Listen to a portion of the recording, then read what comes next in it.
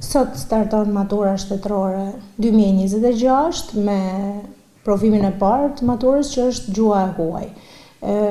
Kemi aktualisht të planifikuar për t'ju nënshtruar këtij provimi 1444 ose 44 nxënës. Sigurisht janë listat e ardha nga Ministria. Janë nxënës që janë të planifikuar dhe të organizuar në 6 qendra provimi, qendra që do kenë klasa, korridore, po edhe ambiente më të gjëra si palestrat,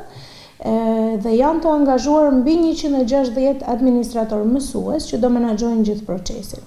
Këtij procesi do i nënshtrohen edhe nxënësit MAK, që tashmë nuk është një risi, sepse nxënësit MAK dhe vitet e tjera janë nënshtruar procesit në varësi të përzgjedhjes që vetë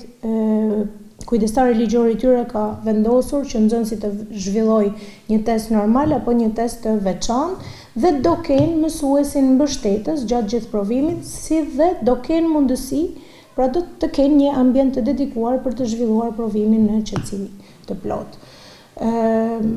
Kemi mbi 160 mësues që do angazhohen në role të ndryshme, përgjegjës administrimi, por edhe administrator sekretimi dhe ambientesh, edhe përgjegjës kati. Kemi përfaqësues nga Ministria që do vëzhgojnë procesin dhe që tashmë janë në qendrat e provimit së bashku me administratorët e provimit dhe do vëzhgojnë procesin gjatë gjithë zhvillimit deri në përfundim të tij. Për hir të së vërtetës, gjatë gjithë kësaj periudhe të nënshtrimit të nxënësve në provimet e maturës shtetërore ka qenë një proces shumë korrekt, ku secili nga aktorët e angazhuar në proces ka qenë i njohur dhe i mirënjohur me të gjitha të drejtat dhe detyrimet që ka gjatë gjithë procesit. Maturantët janë njoftuar qoftë nga drejtuesit, mësuesit, me seanca të herpashershme për të drejtat dhe detyrimet dhe çfarë rreptësisht ndalohet në proces, ashtu sikurse edhe administratorët në fakt nuk e kanë për herë të parë dhe nuk e kanë risi faktin që duhet të jenë shumë të kujdesshëm në menaxhimin e procesit. Kategorikisht nuk lejohet celulari përsëri dhe është një gjë tashmë që dihet dhe nuk ka pse diskutohet dhe të gjithë administratorët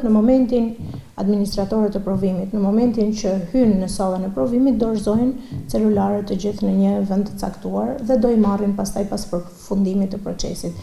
Ashtu sikurse të gjithë maturantët që i nënshtrohen provimit kalojnë në një filtr sigurie që kontrollohen nga detektor, por në raste të veçanta nëse është domosdoshme edhe mund të ketë kontrolle të tjera fizike. Spari do fillojë në ruajtjen e qëndrueshmërisë, sepse